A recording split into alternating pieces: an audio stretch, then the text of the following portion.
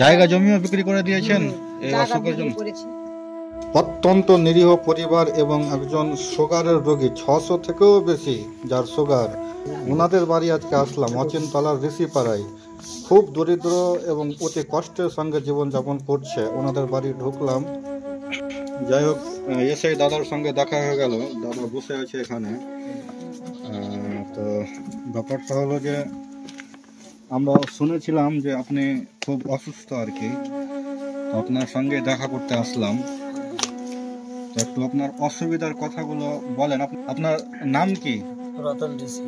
রতন ঋষি। যাই হোক, আপনি কাজ কি করেন? জুতার কাজ করেন না? আপনার যে সমস্যাগুলো আছে আমাদের চ্যানেলে একটু তুলে ধরতে হবে। তো বৌদি তো আছে পাশে, বৌদি একটু কাছে আসেন তো এদিকে। আপনার স্বামী হলো নাকি? যাই হোক, বৌদিকে ডাকলাম, বৌদির কাছ থেকে জেনে নিবো এদের সমস্যার কথাগুলো। দাদাকে কি হয়েছিল বৌদি? হয়তো মনে করো কি অসুখে পড়েছিল, দিয়ে অসুখ ধরতে পারছিলাম না। আচ্ছা। এবার ধরতে পারছিলাম না, তো সবাই বললো এটা ওষুধ খাও, ওটা ওষুধ খাও, ওটাও খাওয়া, তো ধরতে পারবো। এবার লাস্টে বেলা ধরতে পারলাম কি সুগার হয়ে গেছে। সুগার হয়েছে? কতদিন থেকে এরকম অবস্থা? তো হয়ে গেল অনেক দিন থেকে। অনেক দিন থেকে এরকম হয়ে আছে? তখন বুঝতে পারিনি আমরা কি, যে ডাক্তারের কাছে গেলাম, ডাক্তারের কাছে ধরা পড়লো। এবার অনেক সুগারের ওষুধ খাইলাম, কমে না। যাই হোক, দাদার যে সুগার হয়েছিল ওটা তো আপনারা নেপেছেন, তো কত সুগার? 600 না? যাই হোক, ব্যাপারটা হলো যে আপনারা দেখতে পাচ্ছেন দাদার অবস্থা, গাল চোখ মুখ সব একেবারে ফুলে গেছে এবং ইনি প্রায় শয্যাশায়ী আর কি, কোনো কাজ কর্ম করতে পারছে না। তো যাই হোক, ব্যাপারটা হলো যে আরো জেনে নেবো এদের করুন কাহিনীর গল্পগুলো। তো দাদা যে 8 মাস থেকে অসুস্থ আছে, তো কাজ কি করতে পারতো? কাজ না, কোনো কাজ করতে পারতো না। কোনো কাজ করতে পারতো না? এমনি শুধু ঘুমিয়ে থাকতো, আর একটু বাইরে টাইরে ভাড়ায় থাকতো, ধরা টোরা বের করতাম। ওষুধপত্রগুলো কিভাবে আপনারা ম্যানেজ করছেন? তো কি পয়সা জায়গা জমি সব বিক্রি করলাম, জিনিসপত্র বিক্রি করলাম, দিয়ে ডাক্তার দেখালাম। জায়গা জমিও বিক্রি করে দিয়েছেন এই অসুখের জন্য? করেছি, দিয়ে এবার দিয়ে ডাক্তার দেখালাম, ডাক্তার দেখিয়ে আর কোনো কিছুতেই আরাম হয়। তবুও ফের একটা এখানে ডাক্তার আসলো, তখন ওটাকে দেখালাম, তো ওখানে বাকি হয়ে গেছে অনেকগুলো টাকা, এখন আর টাকার জন্য ওষুধ দিয়ে যায়। যাই হোক, ডাক্তারবাবু যে ওষুধগুলো দিয়েছে ওগুলো একটু আমাদের ভিউয়ার্সদের একটু দেখান তো, নিয়ে আসেন তো ওষুধগুলো, কি কি ওষুধ খাচ্ছে দাদা একটু দেখিয়ে। ততক্ষণে আপনারা আর কি বাড়ির চারপাশের ভিউটা দেখে নেন, কিরকম করুণ অবস্থা বাড়ির। টালির বাড়ি, টালির নিচে আবার পলিথিন দেওয়া আছে, একটাই ঘর। হ্যাঁ, যাই হোক, খুব কষ্ট করে জীবনযাপন করছে। একটু আপনারা দৃশ্যটা দেখে নেন চারপাশের। এই হলো বাড়ির অবস্থা, আপনারা বুঝতেই পারছেন বাড়ির কিরকম কন্ডিশন। এনারা আবার ছাগল দেখছি, ছাগল আছে কয়েকটা। এগুলোই ওষুধ নাকি? হ্যাঁ, এই যে এগুলোই ওষুধ। এটা সুগারের জন্য নাকি? সুগারের জন্য। আর এই যে এগুলো ব্যথার জন্য।